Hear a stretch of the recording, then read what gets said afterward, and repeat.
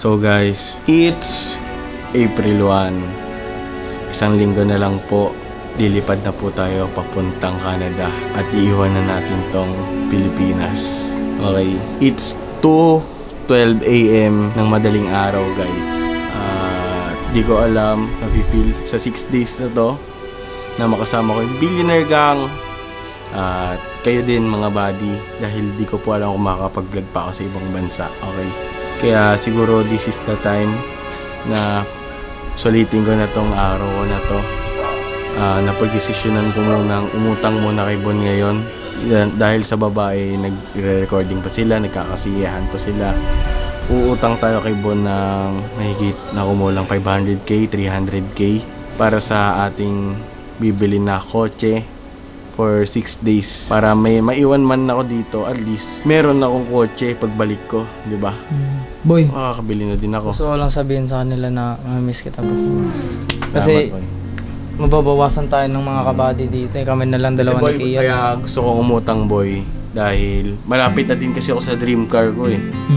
Na sa ano siya, Mitsubishi Lancer na automatic transmission na higit kumulang 600k yun. Mahal nun. Mamahal nga yun eh. Kaya 200k lang siguro utangin natin kay Bon. Para pagbalik ko, since na kunyari mabibili ngayong linggo, at least pagbalik ko ng isang taon dito, magagamit ko siya, di ba? Nakatabi lang siya. At least. Pero kailangan mo ng maintenance dun. Oh, papa-maintenance ko doon araw-araw yun. Hindi, buwan-buwan yun, alam ko eh. Yan, bandan. Kaya siguro this is the time para umutang muna kay Bon at ayun lang guys. Siguro sneaky mo na lang yan. Bawal by camera? Bawal camera, personal na usapan yun. So, sneaky lang talaga ako. Alam kong maririnig nila lang ng onti yan, yung boses. Pero alam kong lalagay ng editor ka ng subtitle yan. So, dun ako pa pwesto ba yun? Pwesto ka na lang Doon sa ako. Bedli, ha? Doon. Sa may kusina. Sa Hindi, may, dyan lang ako upo. yung sa may alcohol. Dyan. Pwede doon, ha? Sige pre. Tara, puntahan na natin si Bon. Boy, Yo. Ano? sana ito ka sa akin. Kaya na ko. Ano yan? Hiya kasi ako eh. Ano yan, sir? Kasi linggo na lang kasi alis ako, di ba? Ay, ito nga pala.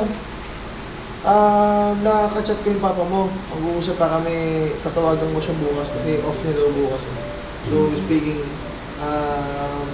yun, kausapin ko airpot mo tomorrow, tatawagan mo siya para makapag-usap kami kung sakali mag-gawin ba ng Si Boy, since na alis ako talaga ako, April 3 kasi ako alis. April 3. Sa amin, 2 araw na lang. Pero pumunta umuwi ka pa rin dito kasi magkakaroon pa kami conversation na Ano naman yun, Boy? Si Boy, napag-desisyonan ko muna. Since pupunta naman ako Canada. May kasi ako, Boy. May, sana dito sa Pilipinas, sana may bibili sana ako dito na magagamit ko pagbalik ko. Magagamit mo? Pagbalik mo? ko, oo. Since na Tulad ng? kotse, mga yun. Kotse? Bakit ka mag-kotse? Pumunta ko ng Canada, di ba? Ay, Oo nga. hindi pa naman sigurado kasi nakausap ko yung airpot mo regarding doon sa O anong kotse yan? Ito boy, kasi may nag-proposal na kasi sa akin kanina. Kasi ito boy, sana makahiram sana ako ng konti lang. Utang muna ako. Anong kotse yan? Mitsubishi Lancer boy. Mitsubishi Lancer. 2014 model. Seryoso ba? Kasi boy, ganito kasi yan boy. Kukuha ka na. Kukuha ako ngayon. Wala pa lisensya. Hindi nga boy, papangalan ko siyempre sa pamilya ko. Or sa'yo, ganun muna. Sa akin din. Oo. Ano naman yan? Second hand. Second hand kotse. lang. Gano'n Utang yung mo SRT na yan? ako. Magkano yung SRT? Ano lang nasa 500k boy. Mabigat yan. Nakausap mo na yung nakausap mo na yung mabibilang mo. Nakausap na ng pamilya ko. Sabi ko kasi, pinaliwanag ko, nautang ako sa boy. Ay, utang ka sa akin. Pambili mo ng kotse. Pambili ka pala. Bili ng kotse? Oo. Bus pala. Utang mo na kay Mangmuni. At hindi mo mangutang. Ano utang mo sa akin? Kahit 950. Oo, pwede naman. Seryoso ba? Oo nga, seryoso na ako. Hindi Wala ako mo naman, bibiro. di ba? Siyempre ako, nagpapahalaga ako ng pera. Oo. Sabi kong, hindi pwedeng magalo yung mga savings ko kasi siyempre si baby. Eh, kung hindi mo naman magagamit, parang useless din namin, ano ka ba? Ano yan? Saan mo tatambak yan dito kung sakaling pauwi ka talaga ng airpot mo? Hindi boy, kasi boy, naano ako kasi boy. Nahawa din kasi ako sa lola ko. Oh, Since sa bahay kasi namin boy, ng kotse. walang kotse talaga. Yung tita ko lang talaga may kotse. Yung pinaka-bahay talaga namin, wala talagang kotse boy nung nakaano. Di ba yung loob na ito, no? 150. Okay, Ilan taon ka na? 16. Uy, 115, grabe Oo na nga. boy. Alam mo ba yung edad mo, oh? Bakit? Nang hiram ako sa nanay ko ng 70,000 pambili ng camera na hindi ako pinahiram kasi walang pera. Pero yung 150 na yan, napakadali lang Hindi boy, itong kahit pahiramin. 100. 100k, oo. Punta kahit sabihin mo pang 500,000 yan eh. Pero the thing is, reasonable ba yung paggagastos mo ng pera? Siyempre doon ako nagbabase. Hindi naman parang, hindi pinupulat ang pera, alamin, di ba? Kung siya, 500,000, papairamin kita, pero in a good way. Bigyan mo ko ng valid reason. Ano ba yan?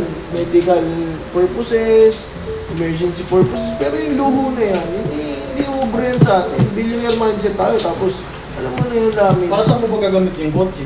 Para sa ano boy? Hindi, ganito, papairamin kita, siguraduhin mo na kapag nakausap ko yung airpot mo, kakausapin mo rin yung airpot mo. Papairamin kita ng pang down dyan, sabihin natin sa ano mo. At kasi alam ko naman, masipag ka naman magtrabaho.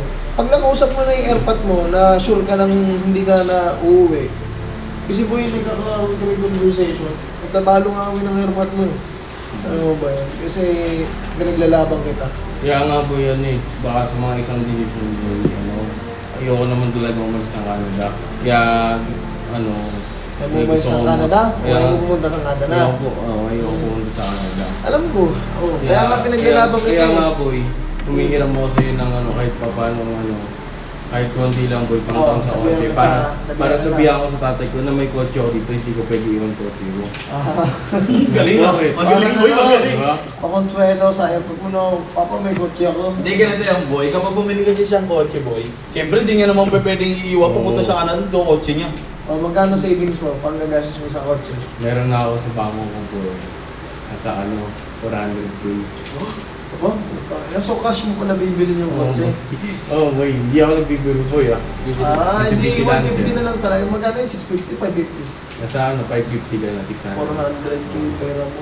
Kahit ano. 400,000 pera mo. Tapos yung all-in mo sa kotse. Tanga ka ba? Siyempre may Ano savings mo? pa ako boy, ano ka ba? Yan, may savings May ano pa ako boy, ano ka ba? May savings pa ako dito. Good job. Pero, oo, sige, no problem. Pero, isang kondisyon, kapag nakausap natin airport mo, sabihin na rin natin na makuha ka ng kotse mo. Kasi boy, nangihinayong din kasi yung airpot ko sa ticket din. Ito nga pre, speaking eh. Oo. Diba nakausap ko yung airport mo, nabanggit ko sa kanya na i-reimburse ko na lang yung ticket. Para sakaling mapakiusapan. Pero siguro 50-50 pa eh. Diba? Kaya nga, pinaglalaban kita sa airport mo, mag-uusap pa kami tomorrow. Tapos, ikaw, do your job. Sabihin mo sa kanya, i-convince mo siya. Kasi, syempre, iba pa rin kapag anak at sa tatay, diba? Ako, ano lang ako, dumatayo ako parang pangalawang tatay mo lang. Kuya mo na nagsasabi sa'yo na ito yung gustong gawin namin, dito masaya sila namin. Hindi depensa ako na hindi mo kailangan pumunta ng Canada para maging successful. Pre, diba? Hindi kailangan mag-billionaire ka, pare. Kailangan pa pumunta ng Canada. Pero yun talaga yung tamang paraan yun. Ay, hindi naman sa tamang paraan. Parang last din ang loob na ito po tayo, 150. Mabigat yun. Boy, ako nga boy, kumatong ako sa 30k, kabado betlog pa ako eh. 30,000, kumutang sa ito 30,000. Kasi pre, di ba alam niyo naman, nasarado ako sa pera. Ang gusto ko maayos May presentation pa ako boy. Gusto ko may presentation, gusto ko may dahilan, mabigat ang dahilan, paghihiram ng pera. Pero sa'yo, mababaw lang yun eh. Gusto mo lang yun, once mo lang yun eh. Hindi mo kailangan yan pa eh. 16 ka pa lang, wala pa ang lisensya. Sino magdadrive? Oh, di ba ako? Ikaw din. Di ba si Hindi boy, pero ano boy, ngayon lang kasi naisip kong paraan para mabigilan ko tatay ko. Well, magandang dahilan din. Tsaka parang sampal din sa airpot mo na, puchang gano'n, may kotse na sila kami. I'm very proud to you, son. Mabigat din yun. Yun na Pero ba? at the age of 16 pare, di ba? Hindi naman sama yung Pero boy, once kausapin mo yung tatay ko. Pero hirap talaga ako. Di ako nagbibiro. Hindi ka cash mo? Oo. Hindi dapat may discount yan. Oo. Tatanong ko muna kay Ate Kerlin mo. Sige, boy. Tatanong ko muna kasi syempre malaking pera yun. Kumuha ko ng savings na yun. Hindi mo naman basta-basta mapupulot yun. Hindi nga, kahit maglakad ka ng papunta ng Quiapo, kumahanap ka ng 150,000. Hindi nga. Pero boy, seryoso, boy. Hindi ako nagbibiro ah. Oo nga, alam ko na gusto mong bumili ng kotse. Yun yung dahilan. I don't know what to do. Need a sign from above. I just want to be somebody who knows.